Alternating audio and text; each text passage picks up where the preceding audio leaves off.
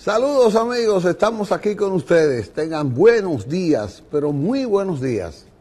Que esta sea el inicio de otra jornada importante, esperanzadora, para que podamos entre todos aunar esfuerzos y construir una sociedad mejor, pero para todos. Esa es siempre la idea nuestra aquí.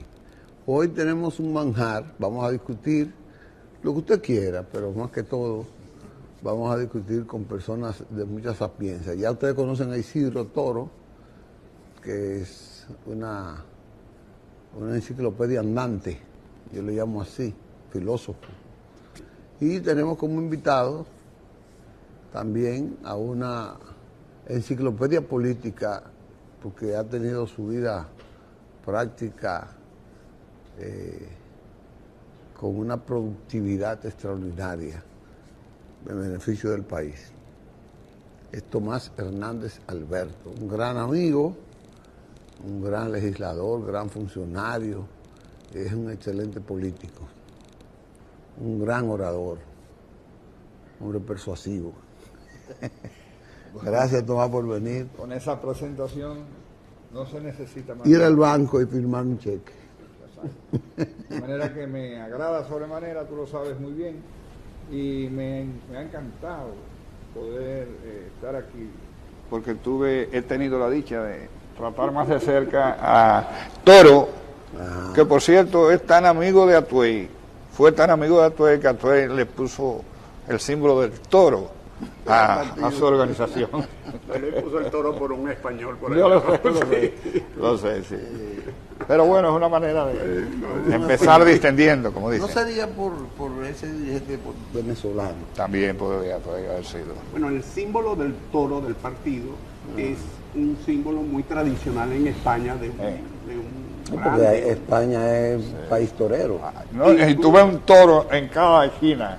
Incluso en España hubo una norma de que ordenaron quitar, sobre todo en las montañas, etcétera, todo tipo de publicidad, menos esa.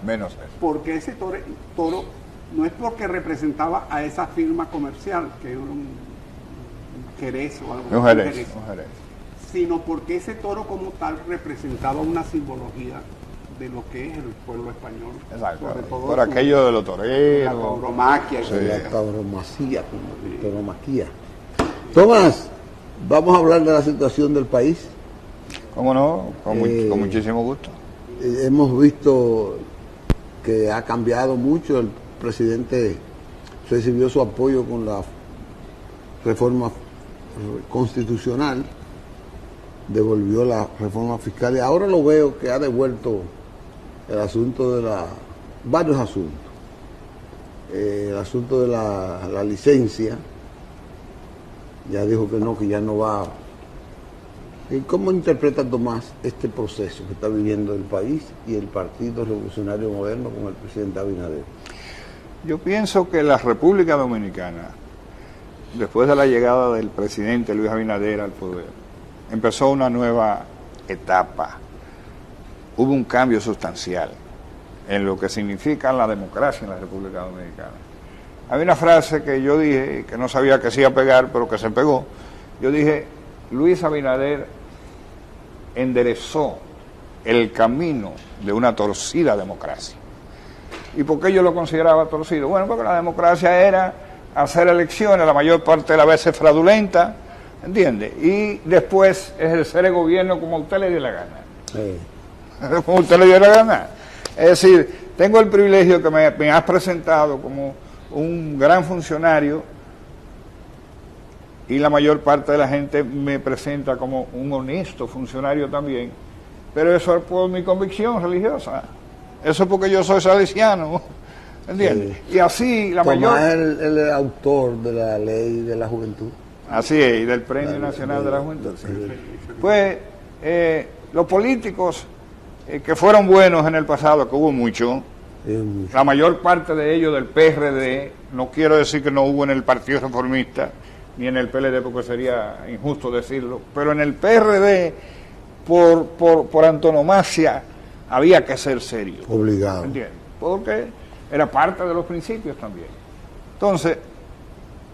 en el PRD aún así hubo gente que se pasó de contento también. Es decir, porque no había que rendirle cuenta a nadie. Entonces Luis impone desde el poder una democracia que en el plano judicial ha tenido avances extraordinarios y ha cambiado la situación. Pero además también porque él, con su estilo de gobierno, ha demostrado que no es un jeque árabe, que no es lo que él diga y ya, sino que cuando ha tenido que retractarse, lo ha hecho. Alguna gente entendió que eso era una debilidad, pero ocurre que son de las cosas que más le admiran al presidente, de manera que es una fortaleza. Porque era la tradición. Era la tradición. Por eso el presidente retrocedía cuando tomaba una decisión. Eran demasiado que por cierto, antes de seguir, tengo que hacer un reconocimiento extraordinario. Fue uno de los mejores secretarios de prensa que tuvo el Partido Revolucionario Dominicano. Primero.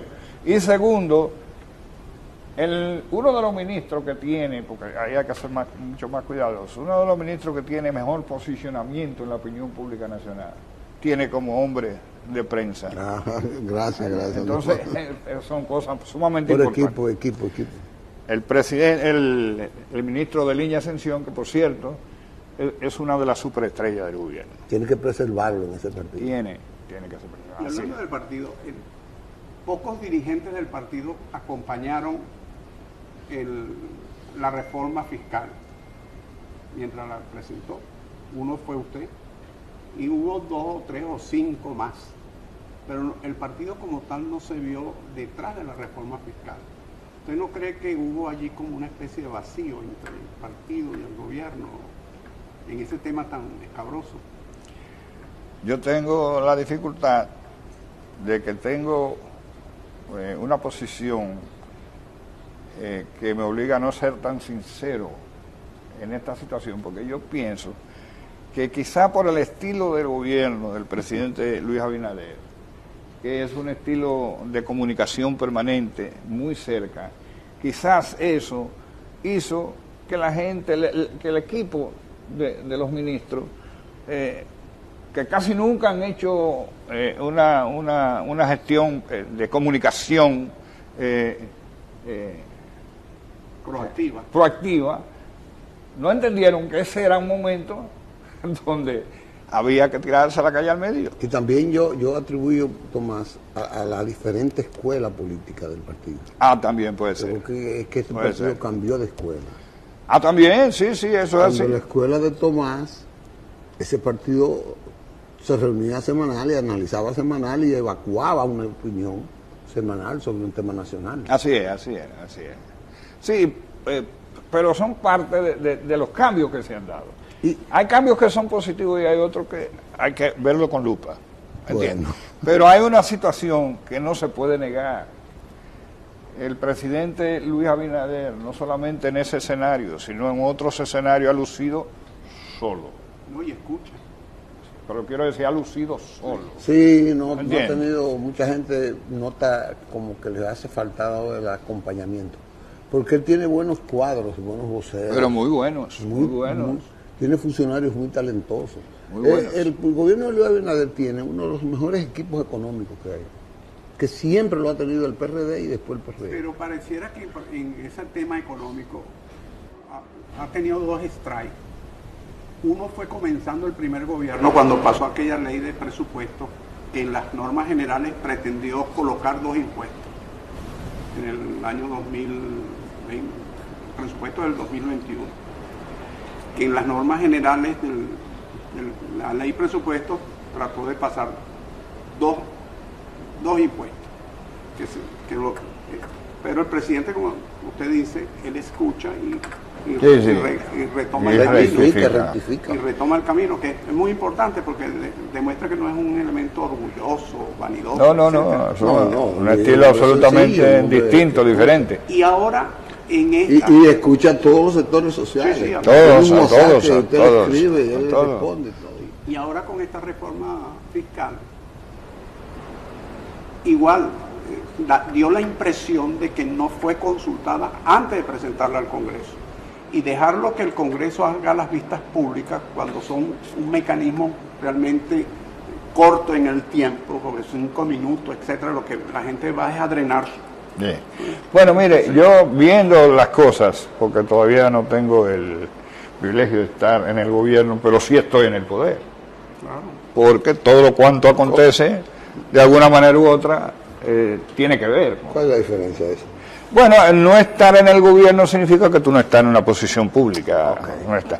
Pero estoy en el poder porque esa es mi organización. El partido. Sí, exactamente. Pero, ¿por qué vengo con este señalamiento?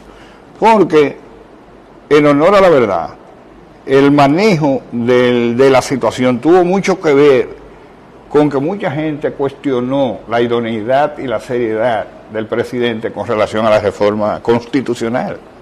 ¿Te acuerdas? Sí. Que los opositores decían, eso se van a salir con la suya y van a poner el tercer periodo de ahora. Sí. Y hicieron. No, y que iban a bajar del 50 al 45%. Claro. Entonces el presidente tuvo la oportunidad de demostrar, se la pusieron fácil, porque entonces el presidente hizo de la reforma constitucional su objetivo fundamental para demostrar que él no es igual a otros que tuvieron. Y que no se la sirvió para su partido. Exactamente, tampoco. Ni para su partido ni para él. Entonces, él quería hacer eso en principio, primero, y tenemos que admitir que la reforma fiscal no tuvo tiempo de ser introducida de otra manera, ¿entiendes? Porque ganada la credibilidad mayor en ese momento, la imagen del presidente se elevó. Entonces, ahí si hubiera tenido un equipo de gobierno, lo que hubiesen podido poner antes, un equipo de gobierno que tuviera la oportunidad de ver qué primero y qué después. Más roce político. Exacto, quizá meter la laboral en principio e inmediatamente empezar a hablar sobre lo que vendrá. Porque, ¿por qué ha ocurrido todas las cosas que han ocurrido? Porque posiblemente hubo alguna consulta técnica, pero no hubo consulta política, no lo hubo. Y entonces eso hizo que la oposición que estaba liquidada, porque el presidente liquidó la oposición en el momento en que la reforma constitucional pasó, pero la oposición está desesperada, los desesperados hacen lo que sea, ¿entiendes? Y Leonel comenzó con un discurso agresivo, muy agresivo, amenazando con que aquí podía ocurrir lo que ocurrió en el 84, cuando él sabe que eso aquí no puede ocurrir, porque son tiempos diferentes, son tiempos distintos. Si me dicen que una cuestión en la bandera, está bien. No, y la manifestación. O si me dicen los cacerelazos, está bien. Pero no es verdad que había ningún peligro de esa naturaleza. ¿No sería que también los funcionarios del gobierno confiaron mucho en la popularidad del presidente? Y dijeron, bueno, el presidente ganó con el 56%, sacó lo que usted acaba de decir, esta reforma constitucional, tiene un porcentaje altísimo en la encuesta. Vamos a meter esto sin consultarlo mucho, porque basta que lo diga el presidente para que la gente vaya detrás de eso. Bueno, lo que pasa es que una reforma constitucional no consensuada traía como consecuencia el choque que se dio. Un choque que no tenía sentido, porque cuando el presidente manda al Congreso, en su mismo mandato dice, para que se hagan las consultas pertinentes con relación a este tema, para que se haya el proceso de conciliación, etcétera, etcétera. Y un amigo nuestro, Pacheco, con la experiencia que tiene, inmediatamente abrió el escenario. Y si gracias Pacheco. Gracias Pacheco. A su sabiduría. A su sabiduría. Hay que hacerle una parte a Pacheco. Pacheco le puso una anestesia, ¿entiendes? Que posibilitó entonces una salida. Pero viendo ya las cosas, yo digo que hay cosas que ocurren para bien, aunque originalmente generen una situación de mal. Lo de la toma de posición del presidente, de retractarse, sacando del escenario del Congreso, volvió a engrandecer al presidente. Claro. Pero yo digo que hay lecturas. Por eso yo hice una propuesta el domingo pasado en Colorvisión. Perdón por la mención del canal, porque sí, yo la estuve viendo. una propuesta donde yo decía, bueno, aquí se han dado las condiciones para que ahora mismo la sociedad civil, ahora mismo los entes activos, los partidos políticos, todo el mundo, empieza a pensar en la lógica de John F. Kennedy, que decía, este es el momento no para preguntar qué va a hacer el país por nosotros, sino qué vamos a hacer nosotros por el país, que debería ser el mayor ejemplo. Y yo estoy seguro que si esa posición viene desde la sociedad, amparada también por los sindicatos, amparada por todas las fuerzas sociales, se reabre lo que debe reabrirse ahora, porque si no el que va a perder es el pueblo dominicano. Es el debate. Es el pueblo dominicano el que perdería si ahora no se hace la reforma posible. Inclusive los candidatos de oposición contestan que es necesaria hacerla ahora. Todo el mundo lo ha dicho. No, pero en la campaña fue parte del discurso de campaña de todos. El error quizás fue que el presidente se colocó sobre los canales institucionales, lo presentó al Congreso, el Congreso iba a hacer las vistas públicas, pero no se socializó previamente. Eso fue, ahí fue donde tuvo, pero mire, le digo, el hecho de la humildad del presidente y el sentido práctico del presidente de ver que las circunstancias no habían sido las más favorables, lo hizo un acto de humildad. Si hubiera sido un Lionel echa para adelante, ¿entiendes? Con esa fuerza que tiene el presidente, echa para adelante, y aunque entre el mar, otro presidente, lo que usted dice, va para adelante. Exacto. Ahora, yo creo que están dadas las condiciones para que la nación demuestre que también hemos madurado. Porque todo el mundo decía, no me gusta esto, pero nunca dijo que la reforma no era necesaria. Todo el que protestó decía, la reforma es correcta, y es correcta en este momento. No hubo cuestionamiento al fondo, sino a la forma. Y algo en el fondo, porque obviamente que hay cosas que habían que modificar. Y hay que modificarla. Por ejemplo, la evasión. Claro. Y las propias concesiones extraordinarias de tanto tiempo hay que modificarla, quizás no quitarla inmediatamente todo, pero hay que modificarla. Hacerla gradual. Hacerla gradual. Y eso de los impuestos a una parte de la canasta familiar, dejando fuera otros importantísimos ingredientes, fue una cosa que había que modificar. El concepto que él pretendió proyectar era el correcto. Modernización. Proyecto de modernización fiscal. Hay que modernizar el sistema tributario dominicano. Sí. Y para eso hay que implementarle más tecnología. Con más tecnología y más informática, esa evasión de 480 mil millones de pesos que se proyecta este año se reduce en un 10-15%. ¿Esa es la evasión? La evasión fiscal. Pero con eso es suficiente ya. Bueno, la evasión en ningún país del mundo es cero, no es cero, no. Siempre hay. El 50 pero ya. Es que claro, un 50% que usted le reduzca a la... No, un 10% este año. Es que está muy alta. Bueno, sí, claro. 48 mil millones. En 3 años tú puedes meterlo... Claro, entonces ese programa de modernización fiscal puede ser un programa 5 años, inclusive reduciendo los impuestos paulatinamente en la misma medida en que usted va ganando terreno. Y otro tema preocupante es que cuando en el año 2024 el sector informal de la economía era el 50%, hoy está alrededor del 55%, según las cifras del Banco Central. Tú no puedes permitir que siga creciendo el sector informal de la economía, porque es una espada de Damocles. Entonces aquí hay dos temas. Pero tiene que saber cómo... La modernización fiscal. Claro, tiene que saberlo porque... La energía eléctrica es un elemento que usted tiene que reducir el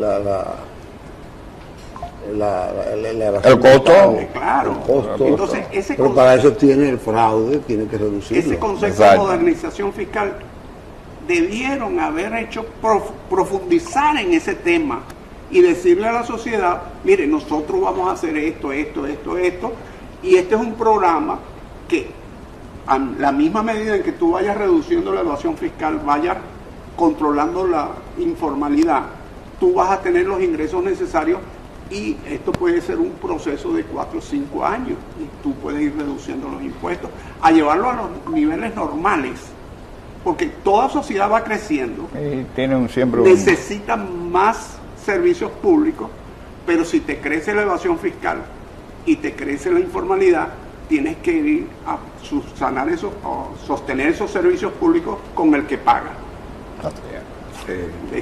Tenemos que hablar con Tomás de política propiamente. Entonces tenemos que irnos a una pausa para que Tomás nos hable con su experiencia de qué él cree que puede pasar, qué tiene que hacer la política, la Junta Central Electoral, que está acá a punto ya de elegir una nueva Junta. A punto, sí. El Congreso y todas esas cosas. Vamos a una pausa, Manuel, para que Tomás nos dé clase de eso. La cosa. Bueno, regresamos. Estamos trabajando, hablando de política, con un experto, Tomás Hernández Alberto, un gran amigo que ha tenido la gentileza de acompañarnos en este día de hoy. Tomás, la política interna del PRM, ¿cómo la ve Tomás? Porque tenemos, donde estábamos hablando al final, dos liderazgos importantes, Luis e Hipólito, pero como que no se ve a largo plazo un relevo presidencial que pueda decir, estos dos pueden ser presidentes mañana. Él está sacando provecho de que yo, además de político, hice una maestría en ciencia política. Él se olvida que yo soy político. Y que no tiene compromiso, supongo. Entonces, antes que nada, suelo hacerlo siempre donde quiera que voy, con la anuencia de ustedes, decirle que me acompaña el doctor Adolfo Portes, que fue el segundo hombre en la campaña de Luis Abinader en lo electoral, en el 20. Okay. Y él es vicepresidente, uno de los vicepresidentes del Poder para el Pueblo, y tenemos a Jonathan Brea, que yo lo califico como el mago de la comunicación. Oh. Sí, porque los efectos se notan, Poder para el Pueblo posicionado completamente. Gracias a su es lo mismo, por ejemplo, de Liñe, Asunción, uno de los mejores ministros, pero bien posicionado. Entonces es una combinación. Y los tengo a ellos dos conmigo y quiero saludarlos junto a los compañeros y a las compañeras del Poder para el Pueblo. Bueno, pues gracias por estar con nosotros aquí. Con relación a... Somos amigos... Sí, ustedes son canchanchanes, igual que nosotros dos. Y aspiro a ser lo suyo también. Ya somos. La situación en el Partido Revolucionario Moderno, debemos comenzar primero por decir que Luis Abinader llega al poder en una posición de coyuntura, donde el país estaba cansado de una organización que había hecho cosas positivas, pero había tenido una conducta corrupta en sentido general. Ya se había desgastado. Ya. El 20 tenía que ser el cambio.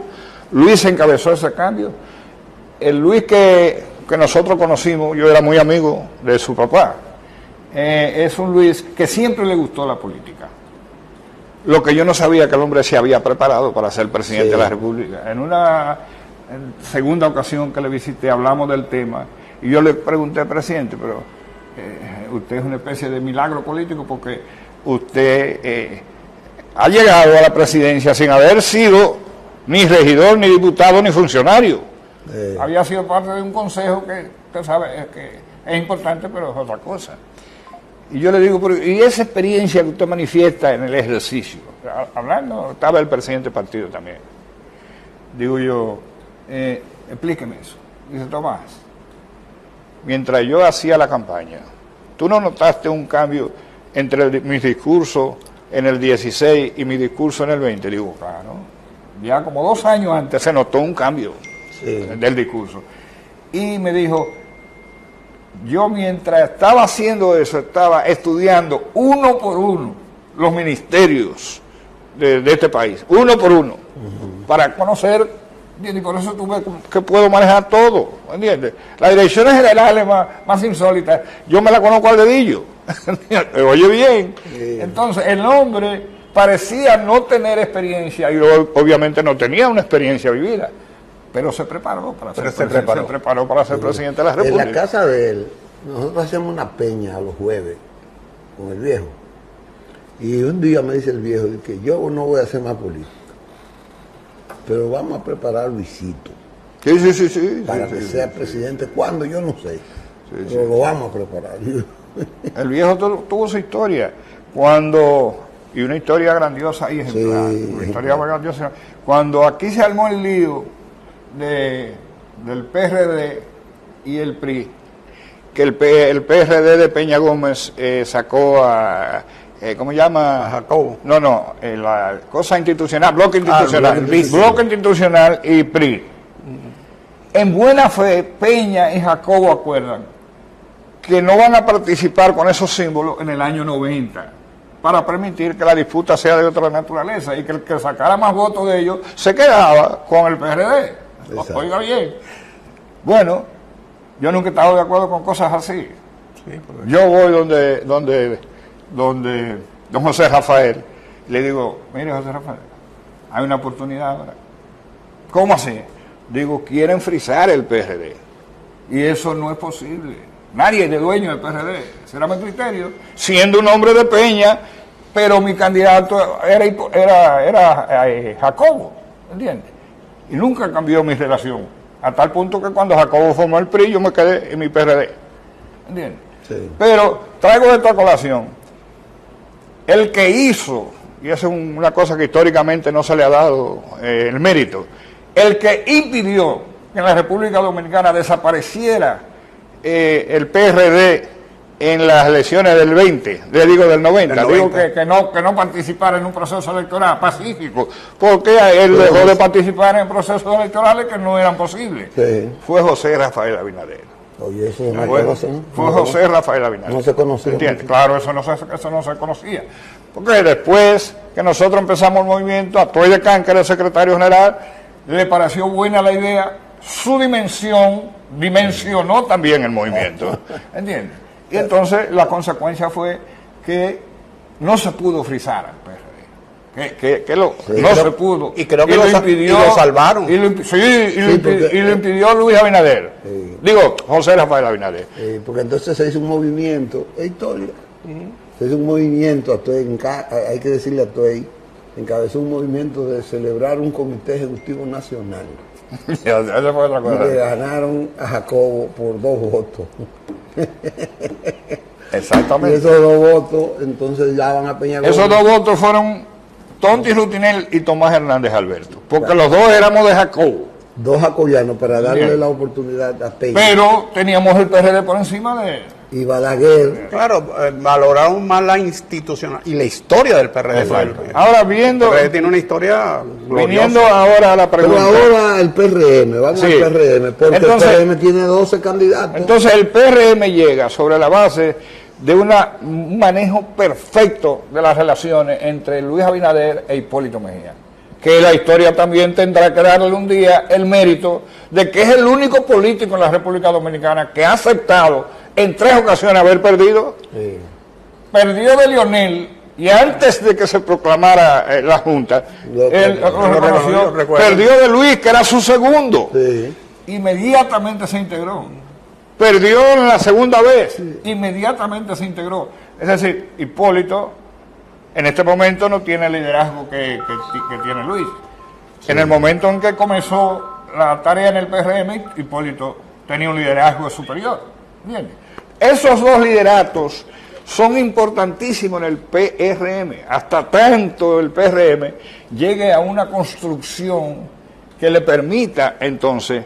y ellos tienen que conducir esa... Ellos tienen que conducirlo, y si alguno de ellos no lo entienda o no lo entendiera, hubiera consecuencias que nadie quisiera suponer, porque la verdad es que después de un gobierno tan productivo como el gobierno de Luis Abinader, el PRM se merece la permanencia, pero la permanencia hay que ganársela. Seguro. Entonces lo primero que quiero decir que dependerá fundamentalmente de esos personajes. También es verdad que hay precandidatos que tienen ya su plataforma, etcétera, etcétera. Algunos de ellos giran en torno todos giran en torno, para ser más sincero, en torno a Luis, todos, porque el presidente es el presidente. Y son funcionarios los que aspiran, ¿entiendes? Sí. Pero mientras tanto, algunos vienen del sector de Hipólito y otros vienen más cercanos al sector de Luis. nosotros tenemos la suerte de que los dos están vivos y los dos están bien. Pero la preocupación de que pueda ocurrir, porque la vida es así, sí, que a lo mejor haya un distanciamiento que yo aseguro que no se va a dar. Yo aseguro que no entre ellos dos. Sí, yo lo aseguro. ¿Entiendes? Primero porque la valoración que tiene el presidente Hipólito Mejía de Luis Abinader no puede ser mejor. Y segundo, porque Luis Abinader ha demostrado una inteligencia desde el ejercicio del poder que le hace ver que eso ha sido parte de su triunfo. ¿Entiendes? Sí. Por eso yo no tengo tanta preocupación. Mantener esa unidad. Claro, mantener esa unidad. Y reglas claras que la gente las entienda, las compartan y la practiquen, porque ese es el gran problema. Ahora, eso es un proceso evolutivo, sí, que se va dando piedras en el camino y hay que tener una buena palanca para sí, quitar esa piedra, no una escoba, sino una buena palanca, y permitir que la gente, por la vía de la práctica, de la experiencia, vaya asumiendo de que eso es una organización colectiva. Exacto. Y que debe trabajar colectivamente, porque ningún árbol hace montaña. Ningún árbol hace bosque. Así. Tomás, finalmente, que nos queda poco tiempo. Parece que ya lo de la Junta está casi listo. Y parece que van a repetir casi el mismo pleno. Quizás cambien uno o dos. Mira, el Congreso tiene una gran responsabilidad. Porque ese es un papel que lo define el Congreso. Ese no es el Consejo Nacional de la Magistratura. Lo tiene en sus manos. Y tenemos un Congreso que ha demostrado en esos 4 años, es decir, a pesar de que en el Senado hubo varios candidatos, varios presidentes, se podría decir que el manejo del Senado también ha estado de acuerdo con la situación. Yo creo que puede hacer lo que voluntariamente ellos quieran, pero yo quiero decir aquí, si usted conoce bien a un equipo, y además es bueno ese equipo, cambiarlo no tendría sentido cambiar ninguno, ¿entiendes? Porque puede resultar que haya que dar explicación, entonces. Un riesgo. Entonces, lo que el ABC dice es que esa Junta Central Electoral, que no ha sido cuestionada ni siquiera por la oposición, nadie. Lo ha hecho bien, ha ganado prestigio, ¿entiendes? No se debe pensar tanto eso. Y los compañeros, los ciudadanos, sí, porque ahora no se puede ser compañero para ser parte de la Junta, ¿entiendes? Entonces, la comunidad política tiene que entender, es decir, lo que aspiraron ahora, que a ellos les tocó una situación donde ya la realidad es prácticamente insustituible, desde mi humilde criterio. ¿Entiendes? Hicieron un buen trabajo los que están ahí. Muy bueno, excelente. Fortalecieron la democracia. Fortalecieron la democracia. Es cierto. Eso ¿entiendes? De manera que lo que hay que hacer ahí es repetir con ellos. Un último mensaje, Tomás López. Un último mensaje. Vamos a seguir teniendo fe absoluta en el presidente Luis Abinader. A los compañeros, a lo interno del PRM, yo les pido sabiduría, paciencia, mucha más paciencia.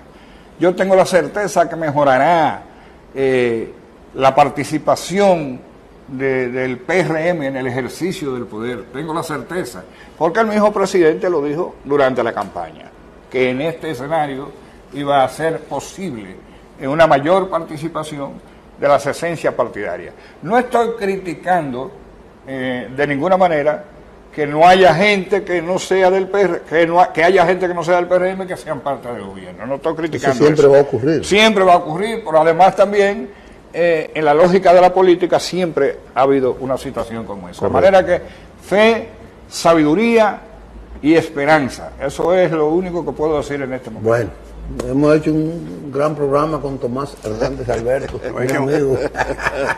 Gracias, Tomás. Yo le digo a la gente que tienen el nivel de amistad que tenemos nosotros, amigos no, hermanos.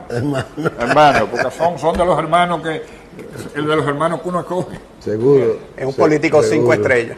Bueno, señores, gracias. Gracias. Mañana tendremos otro programa más o menos interesante como este. Gracias a los amigos Corte y Jonathan que nos acompañaron. Y a Isidro, que se sacrificó hoy nuevamente. Isidro Toro. Por estar aquí con nosotros. Ustedes, nos veremos mañana si Dios quiere.